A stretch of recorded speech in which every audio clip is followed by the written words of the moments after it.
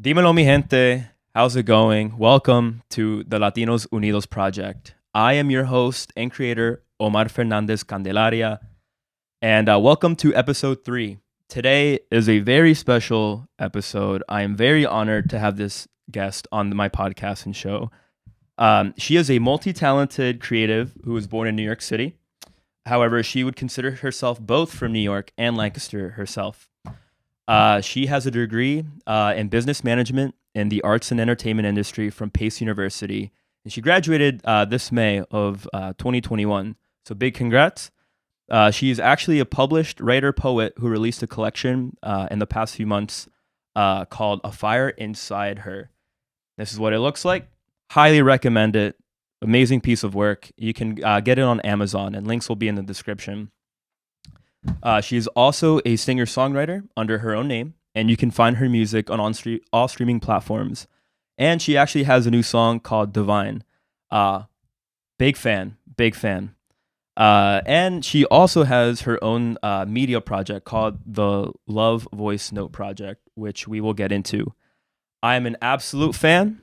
I will probably fanboy this entire this entire session here. But please help me receive my guests with a warm welcome, Kat Marcella. Absolutely, absolutely. Oh, we can see yours. Oh yeah. So yeah, just to make sure we're in frame here. You All good? right. Yeah. Perfect. Hello. Hello, Thank hello. you for having me. Absolutely. Thank you. Thank you. Okay. Have you ever done something like this before? I have not. No. So this is the first time. Yeah. Awesome. Okay. All right. Me too. I mean, my second guest. So, Yeah. uh, so how's it going? How's your Saturday going for you? It's good. I'm here We're here. doing a podcast for the first time in my life, talking about my artwork. So I'm very thankful. Absolutely. No, that's what I'm here for, right? I'm here to celebrate sort of Latinos and Hispanics when they're doing great things. And again, I'm a big fan, big fan. So, okay. So let's get started.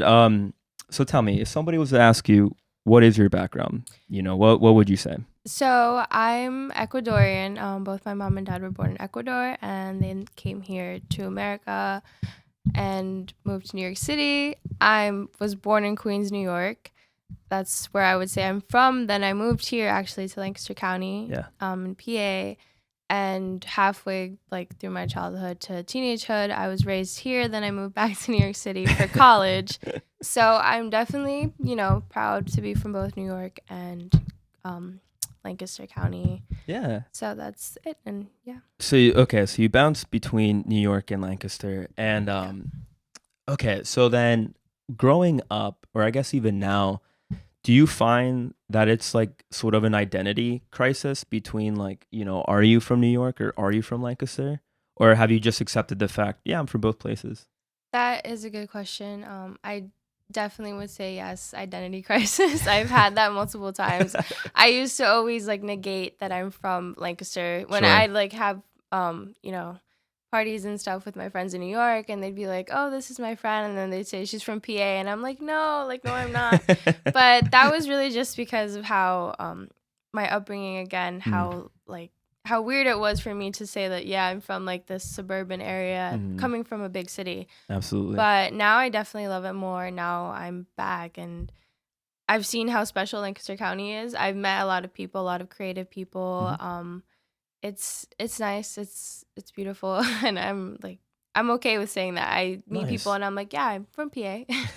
No, Yeah. it's funny because I almost have like a sort of similar sort of connotation to Lancaster when I was younger as well. Or even like up until recently. So again, people who watch this podcast know that I went to grad school. I did chemistry. I'm a big nerd. So I would go present research that I would do at conferences across the United States. Yeah. And of course, Lancaster, PA, Lancaster equals Amish. So the first question people had for me is are you Amish? Yeah. Like, do I look Amish? But I guess I wouldn't say proud to say I was from Lancaster, but honestly being back home in Lancaster and sort of now starting my own professional life, that's all I talk about now is Lancaster. I'm so proud to say that I grew up here, sort of my upbringings are from here. And it's like you're saying it's Lancaster has a lot of things, and it's up and coming, of course, and there's a little bit for everybody, I think. But of course, New York City's awesome as well.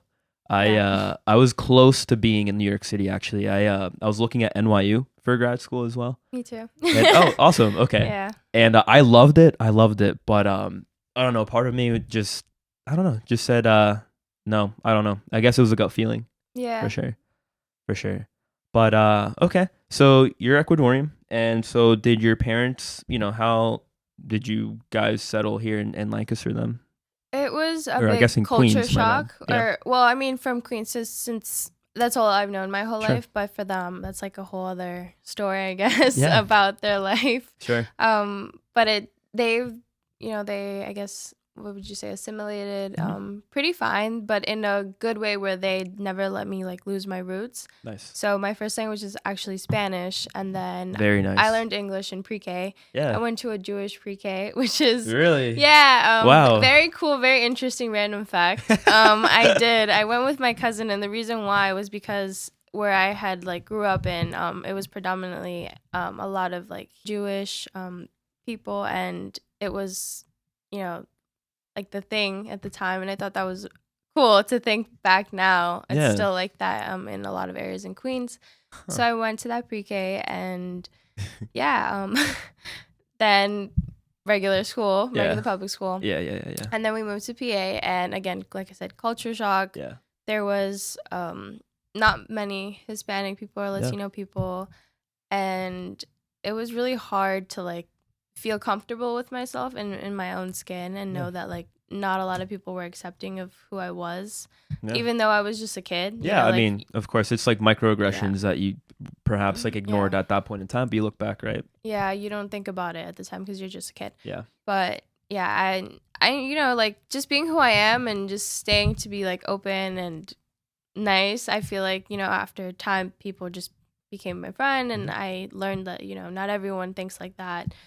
So I made a good friend group, and then I just, got more comfortable with myself. Time passed, and then eventually when it was time for college, I was like, okay, I need to go back to New York. Like, I don't think I want to stay here during these important years. Absolutely. But I'm back now, and like I said, everything's okay. Like I like it.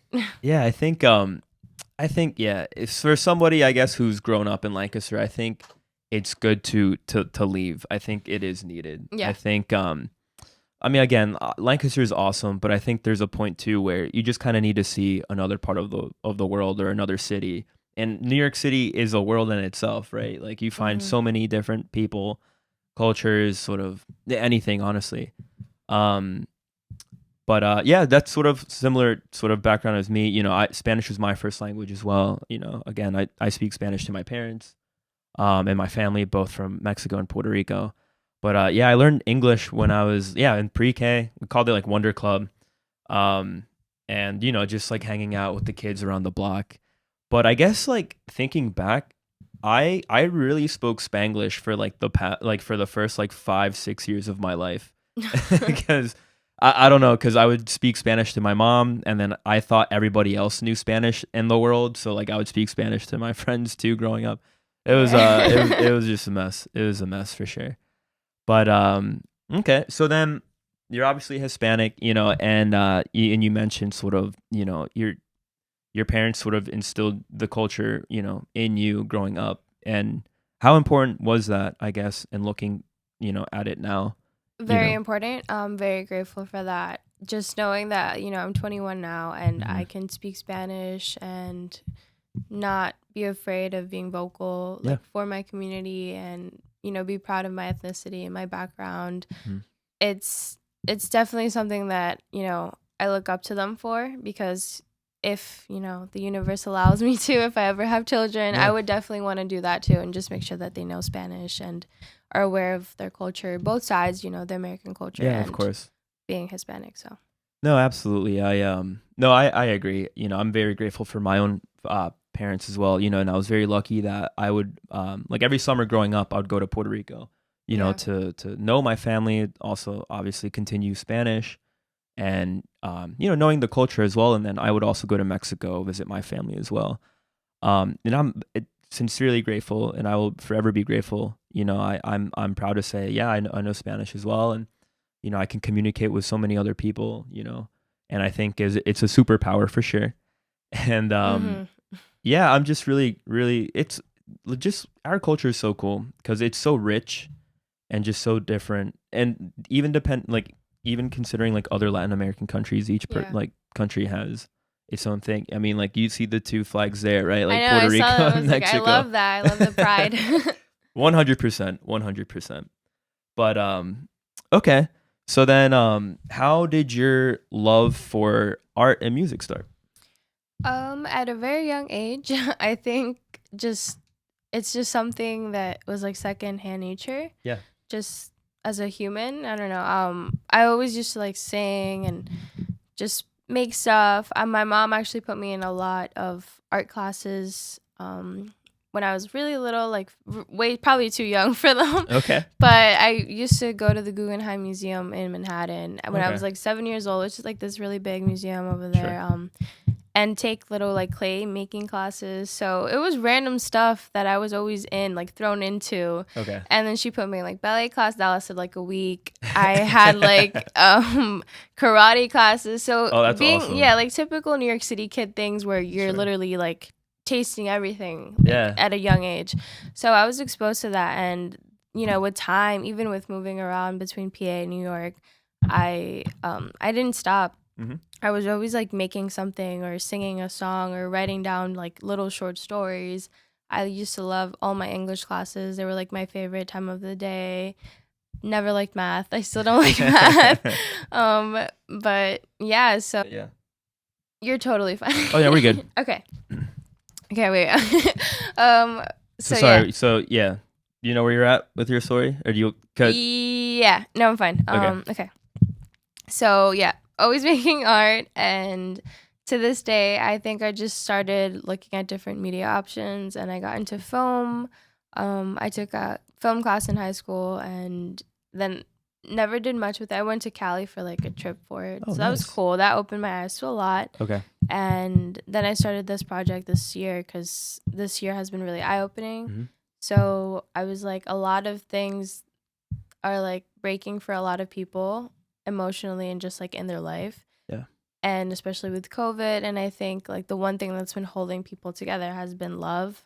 Oh, Like yeah. whether it's for a person or, like life or your family or anything, like yourself, just to like keep going in the midst of it all. Yeah. So I think, it was a good idea to start that and kind of connect people. And I feel like I met a lot of amazing people, a lot of amazing creatives that participated in my project actually. So I have their voice notes that Oh, are that's going to be awesome. featured. Yeah. Yeah. I didn't meet the deadline for it. I wish I did. No, you're fine. I might have more Okay. more episodes coming out since I'll definitely let you Yeah, submit. very very excited about that.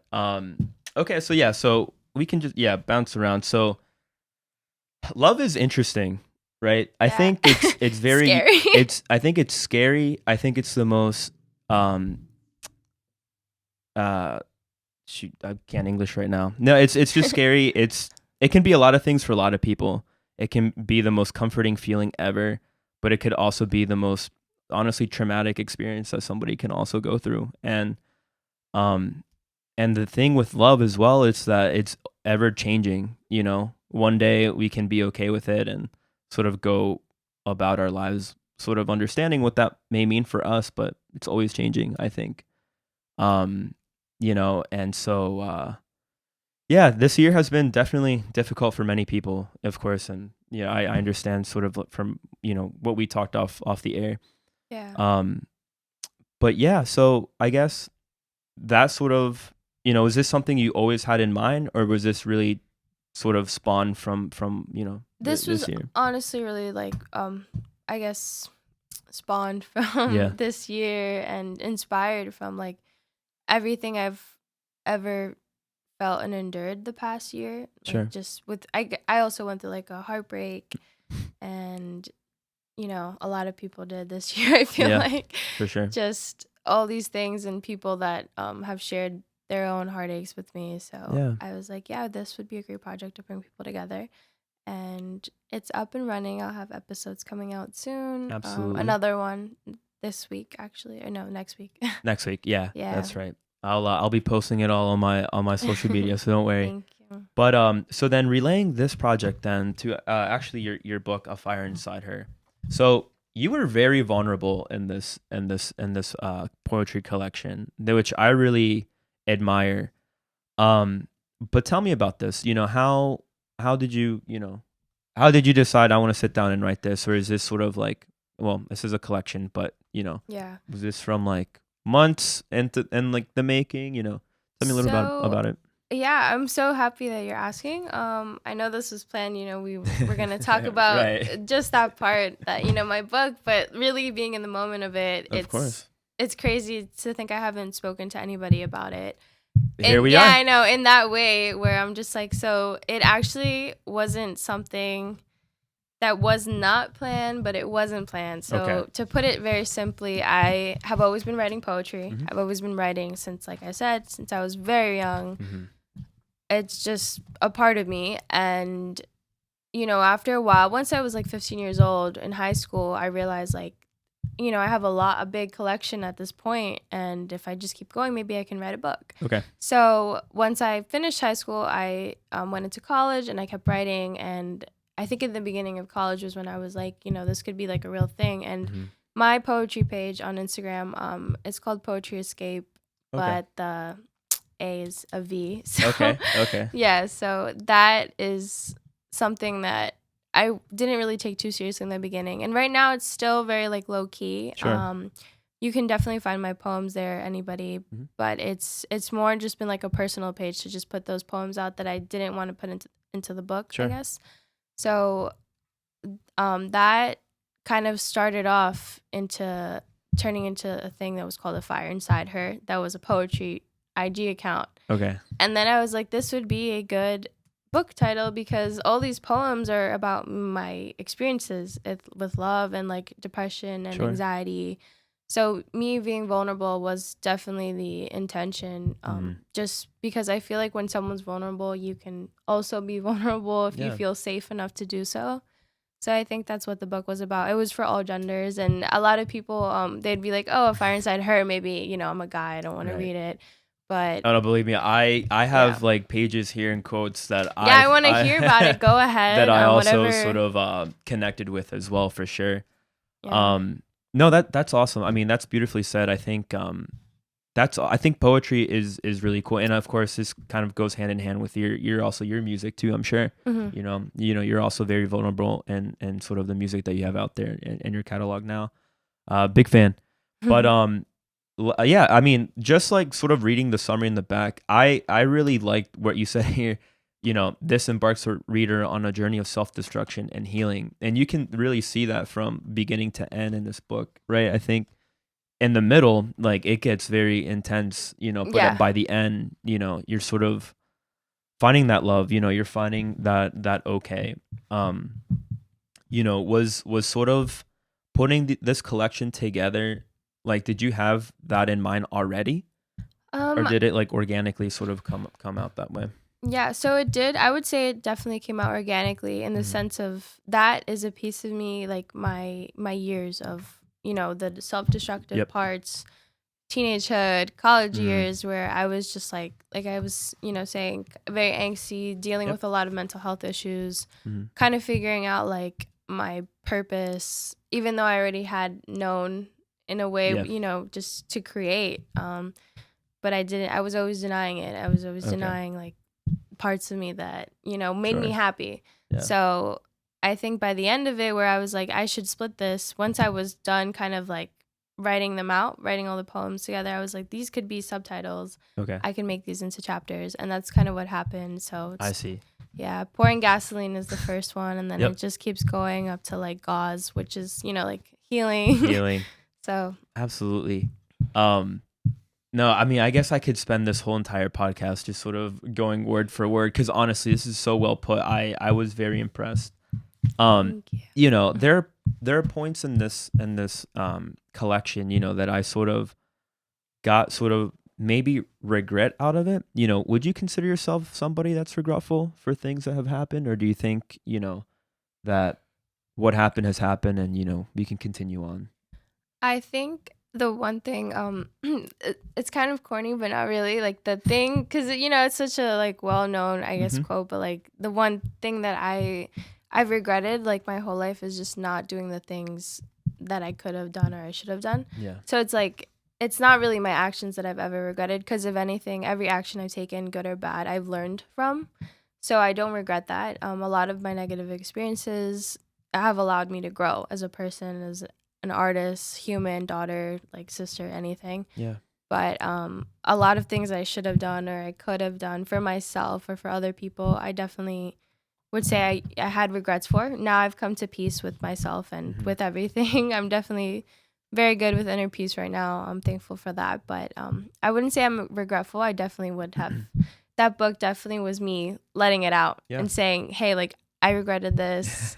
Now I've learned, and I hope you learn too. So Absolutely. No, yeah, I mean, I've sort of like learned things for myself that I never put into words that you so like eloquently put. Um Highly recommend people please pick this book up. It's a great sort of self-destruction and healing that you can kind of see within yourself as well. Um you know, so you obviously are a multi-talented person. Within your family, would you say other people are sort of creatives themselves? Is art and sort of music sort of a big deal in your family as well? it actually is, which is No. funny. It's more on my dad's side. My mom's Okay. side, not really, not as much. But my dad's side, my uncles, a lot of them would like get together too in my childhood.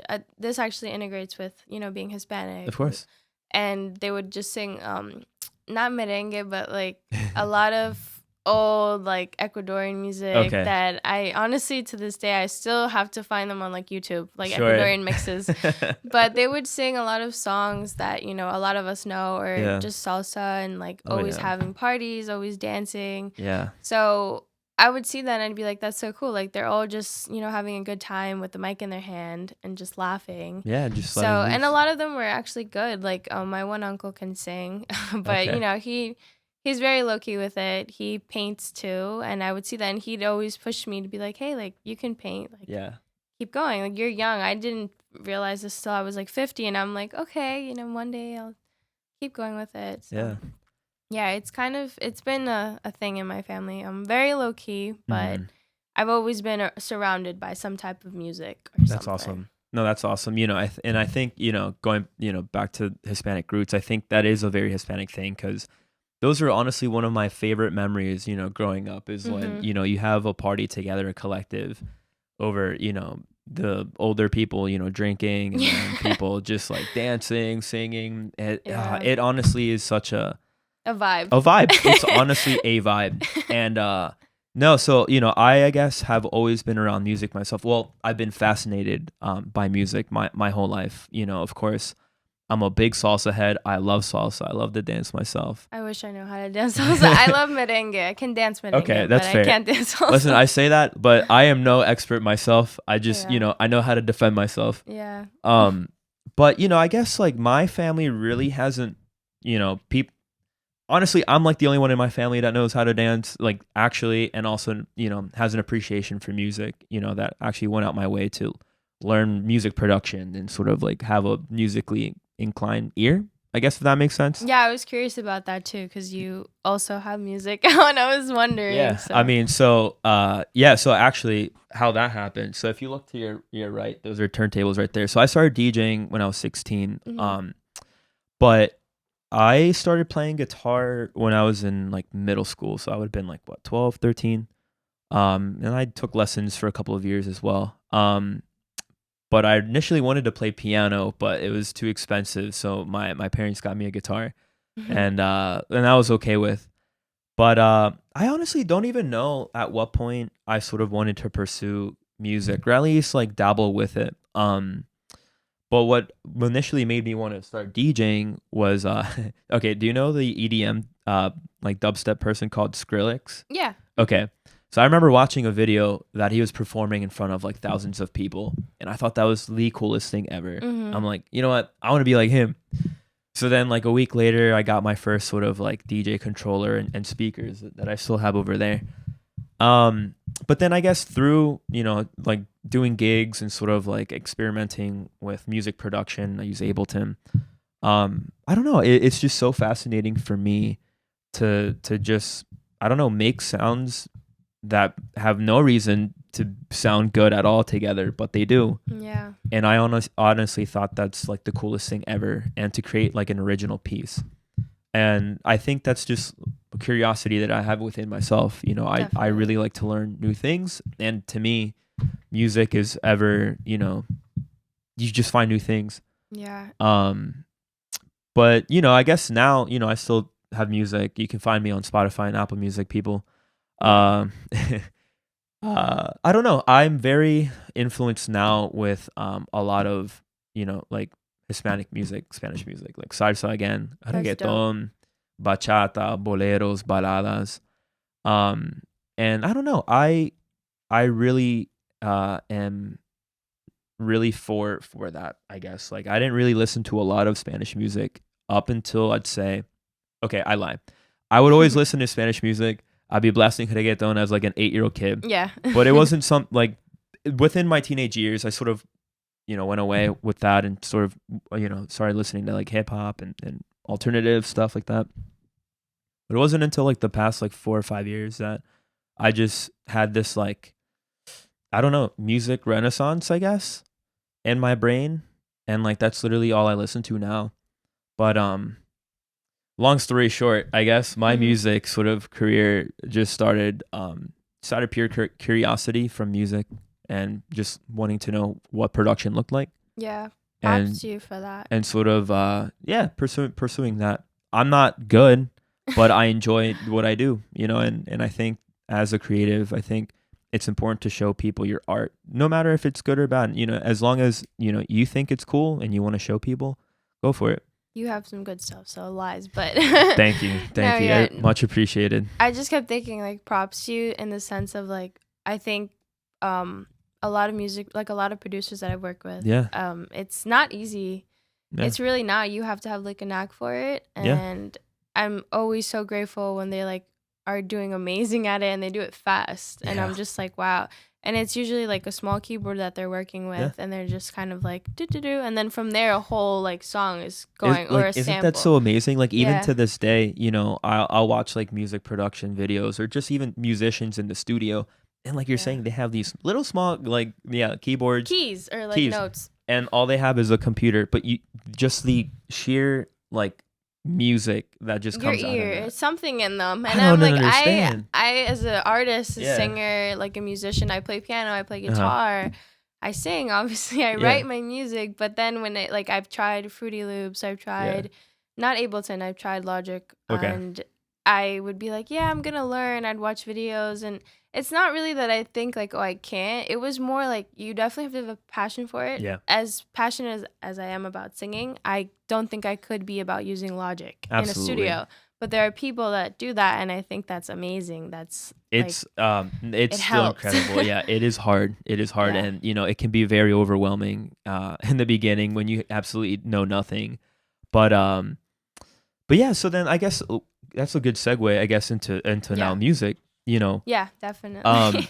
you know, at what point did you decide to take music seriously? You know, at what point did you decide? Yeah. You know what? I'm gonna go in the studio, or I'm gonna record myself, put it on SoundCloud, put it on like, Mhm. you know, obviously streaming platforms. You know, walk me through that. So 2019 would say so not too long ago Okay. was actually when I put my first song on SoundCloud. It's Okay. and I remember this because the song is called Sweet 19. If you look it up on Oh. SoundCloud, it's not on other streaming services. It's Sure. just on SoundCloud. Yeah. So it's like that very SoundCloud Yup. lo-fi vibe. Sort of big fan. Yeah, and that song, like a lot of people really liked it, and it was weird because I've always been very insecure and just very like full of self-doubt. How we were talking off Yep. air, you know, I guess in the culture that we grow up in, just is very to be like humble.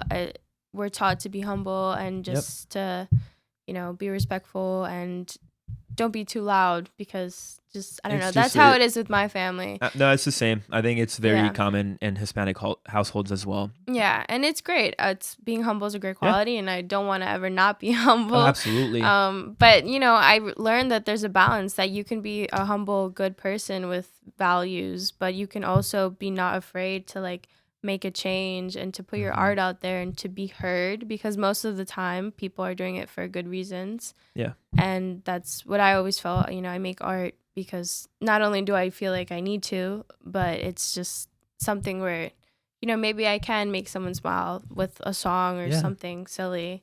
Absolutely. So, yeah, I took it seriously at like 19, I guess. And then the past 3 years, almost 4 now, it's just been like me recording at home, or I've gone to a few studios with my friends in Queens, and I got the taste of that. And now, since this was also recent, I'm like thinking maybe I can finally, put in work to go to a real studio Sure. and just maybe make an EP. Who knows?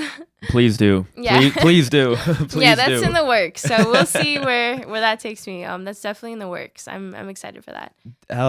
No, that's amazing. That's so cool. No, your just music is so cool. I really enjoy it. Especially the ones that you have on SoundCloud as well that you don't have on streaming platforms. Yeah. I think you have one called Meet Me Halfway. Yeah, that Right. one that's on Apple Music and Spotify too. It is okay. Yeah, but I'd never like advertise it as much as the Okay. other songs, I guess. But I love that song. I worked on that song with a small like local band in Queens called, I wouldn't say small. They're small because they're very low key. Okay. If they watch this, they'll know what I mean. But on SoundCloud, they have a really big following. Awesome. Like huge. It's crazy. They're one of those Wow. underground bands where you don't know who's behind the Yeah. guitar. Like Okay. they don't show their face. Interesting. But they're huge. And they're called Touch, but not TOUCH, TUH. Okay. Yeah. CH. You've collaborated with them. Yeah, Yeah. a few Before. times. Yeah. So it was that song, and then I've had the guitarist, the lead guitarist. Mhm. His name's Jamie. Okay. And he's helped me with some other songs too, like Cool. I'll Be There. That's another song that I Mhm. have that they helped me with. And yeah, little other things on SoundCloud. There's a little short, like I think it's, I guess, like 40 seconds long, 50 seconds long. It's Okay. called You'll Be the Shore and I'll Be the Line. Okay. So it's okay if you haven't heard that. It's a really random, like sporadic thing I Okay. put on SoundCloud, but it's just an acoustic of me singing and someone playing the guitar. And yeah, so I might. Yeah. No, I definitely have heard it before. I just can't get the name, the song name to it. But that's amazing. That's so cool. Like just to see that, you take the time to, collaborate with others, right? And it really seems that you are very much taking it seriously, and I hope that you continue to do it because you have an amazing voice. Like I was saying off the air, her voice is so airy, so melancholic. It's amazing. thank you. Would you ever make a song in Spanish? I would. The one song I'll Be There that I was mentioning before, I actually have a part that's about, it's not that long. It's like 15, 20 seconds, Okay. I think. But it kind of begins with that. So Okay. if anybody listens to it, you'll see that I did sing in Spanish, like this one verse Okay. to start it off. And after doing that, like a lot of people have asked me that. Yeah. They've been like, oh, would you ever make a song in Spanish or like reggaeton or R&B? Yeah. And I would definitely start off with R&B because that's where That's, I'm I more think- at. Yeah, for so- sure. Your voice is so perfect for that. Yeah. But well, hey, if you need a lo-fi sort of chill reggaeton Yeah, beat, which is I got it. that's what I was gonna talk to you about after. Actually, definitely, I would do that. I think I would touch more people, like just audience wise, Yeah. and make more connections. And again, Absolutely. part I of mean- our community. And I mean, of course, you find yourself a lot in New York City. I mean, there's a huge Hispanic population Yeah. there, right? And of course, there's a lot of famous and big time artists, Spanish artists come from there. So Mhm. yeah, I think it would just be another avenue to sort of venture off yeah. into, and also sort of have an impact too within the community itself. But okay, it just reminds me off topic, but okay, Selena Gomez, I don't know if you heard, but she has a whole EP that's all in Spanish. I It's called think Revelación. yeah, I think I've heard it. Highly recommend. But it was obviously because I think she's half Mexican, and I don't know what her other, American. yeah, Yeah. American like that. But she doesn't necessarily know a lot of Spanish. But I think the way, from my understanding, that this project worked out for her was she's been meaning to do something like this for years. She just didn't know. But she teamed up with one of my favorite producers of all time, Tiny, Mm-hmm. Tayny. He's a legend in reggaeton, and he's only 30. He started making beats when he was only like 14, Wow. and a legend. But anywho, so yeah, she made this whole Spanish EP, and she had like a Spanish teacher, coach, and everything to get pronunciations right. But it's an amazing EP, and it really showed another side of who she is, I guess, in her own identity, right? And I Yeah. think yeah, I mean, I personally think there are things that you can express more in Spanish. I think Spanish is more It's a beautiful it's language. a beautiful language. I don't even know how to describe it, Yeah. but there are ways to just describe things in the way that you're feeling more profound than Mm-hmm. perhaps English. I I might be totally wrong, but Yeah. that's just how Yeah. it processed through my mind. No, I get it. Um, so what are your inspirations? Like when it comes to Yeah. music.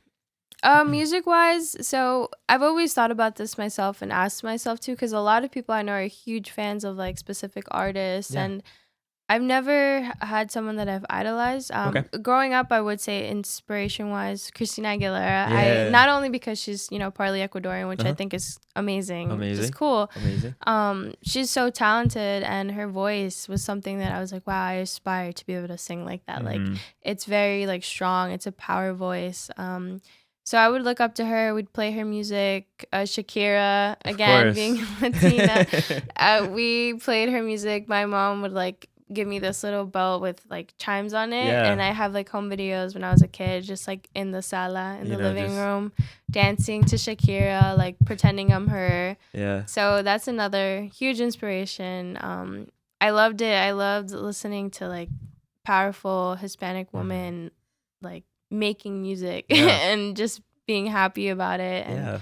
so that, and then now I guess I can just share like my favorite artists, like Yeah. King Cruel. Okay. A lot of indie music definitely has inspired me, I would say. Yeah. King Cruel is someone that I think is amazing. His diversity with music is insane. Mhm. Alina Baraz, people that Oof. we've mentioned. Big fan of Elena Rose. Sophie Myers, or yeah, she's Okay. like indie. Who else? A lot of bands I grew up listening to, artists like Lana Del Rey, like a lot of us, a lot of girls I know, like in that era, definitely listened to her words. Just as I was also creating, and I was looking at these artists and listening to them when I was also making my own art and not telling anyone.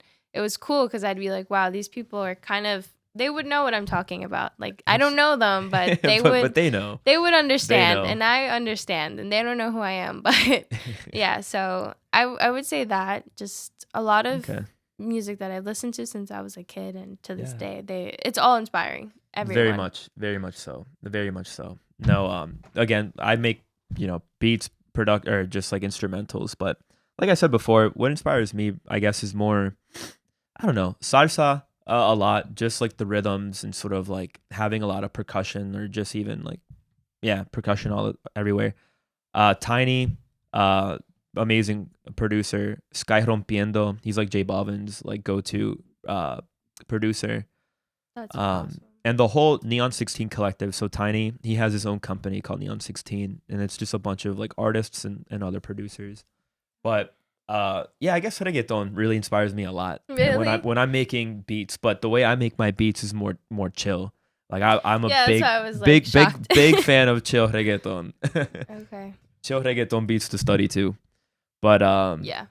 so what's okay, so how do you go about finding producers or collaborations? How's your process there? Yeah, most of the time it's by word of mouth, or I'm not gonna lie to you, through Instagram or through social media like Twitter. The first person that I ever worked with, I think production wise, was actually my best friend, Sweet 19.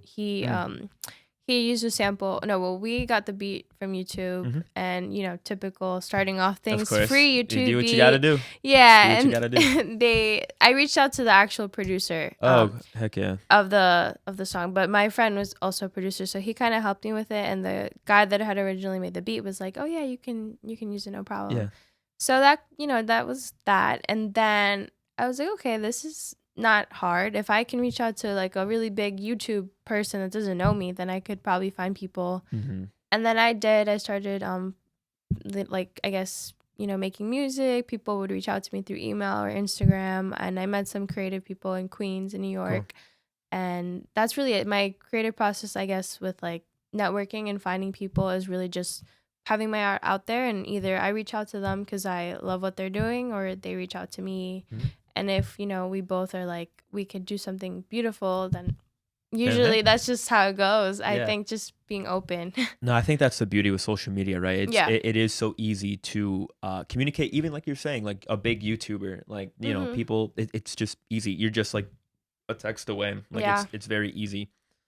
Oh, that's awesome. That's awesome. And honestly, like, good for you for putting yourself out there, at least to sort of network, right? I think it's very important, especially in the music industry, and just knowing a lot of people, will go a long way. Definitely. Going to parties. Oh yeah. Well, before that was no, I'm just kidding. I still party, but but yeah, no, like honestly, Absolutely. you meet people in the craziest ways, coffee shops, anything.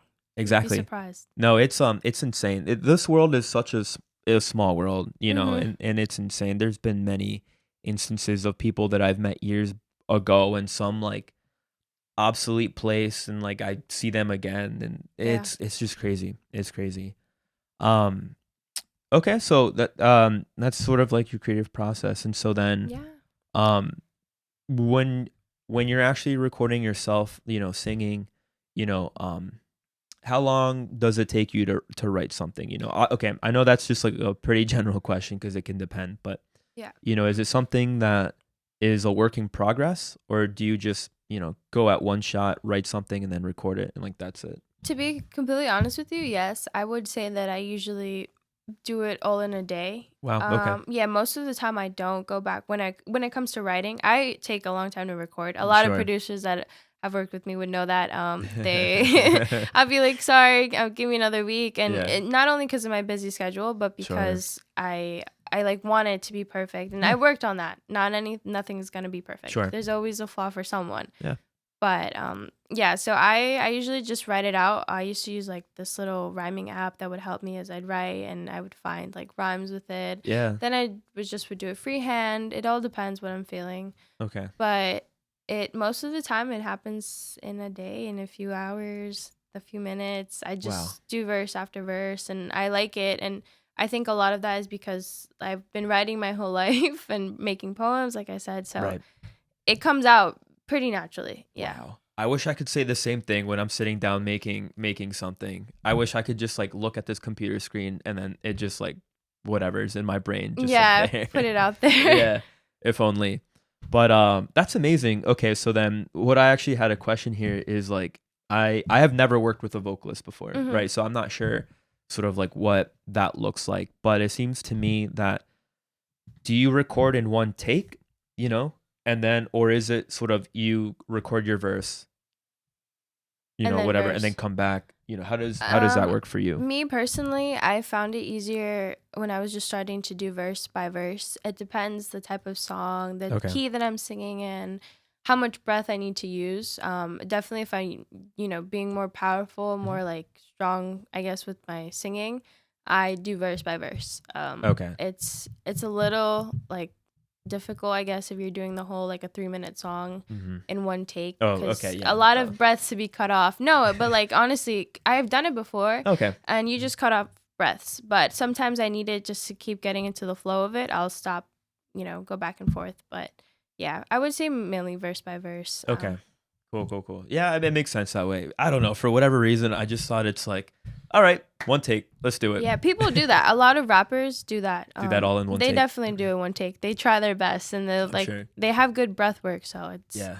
Shout out all the rappers out there. Yeah, literally, it's not easy. Do you ever find yourself just like freestyling something? Do you find yourself just like freestyling at Yeah, all a to lot. come up with like an idea or something? I do, and I record it in my voice memos app. So Yep, if yep, yep. I anyone know was to that. ever steal my phone, they would like find everything in my brain that I randomly. I'll start singing like outside the grocery store or in my house. I do this a lot actually, so it's funny Yeah, that you ask.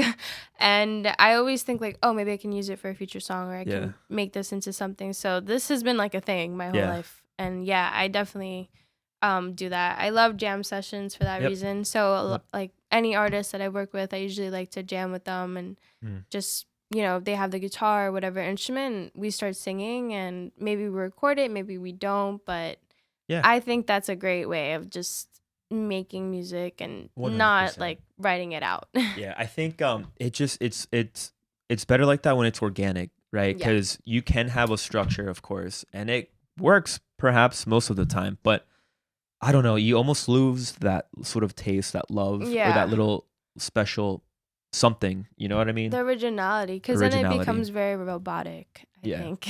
exactly. So, And I mean, and you can even hear that in just like the commercial radio now, right? yeah. No, that's why I'm a big fan of well, yourself, but also like Alina Thank you. Baraz too, because there's just that like that special something that makes it a great piece of music, for sure, for sure. I it's funny you mentioned the voice memo app too, because so I'll do that sometimes, um, but it's more with like melodies that I just have in my head. Yeah. So I'll just like I'm a terrible singer, but I'll just like somehow try to sing or hum the Mhm. melody that I have in my brain. But as far as like freestyling, so one of my biggest dreams in my life is to actually form a salsa band. I Oh, would love to form a salsa band. I don't that know is so when. cool. Don't know who. I don't know when. Hit I him don't up. Everybody that plays the trumpet, whatever, saxophone, Yeah. bass, hit me up. I don't know. It's just like because I look at past sort of salseros from like the 80s and I Mhm. see them with these like big orchestras or even just like a 6-person orchestra or whatever. And just the raw sort of like power and like the vocalist voice or even just the instruments and sort of like the tumbados, like the rhythms. Uh, I don't know. It attracts me to it and I would like love to do that. So sometimes I'll just find like a salsa like beat style, like a salsa beat or whatever, Mhm. salsa instrumental, and just like freestyle over it, just for like giggles. But Yeah.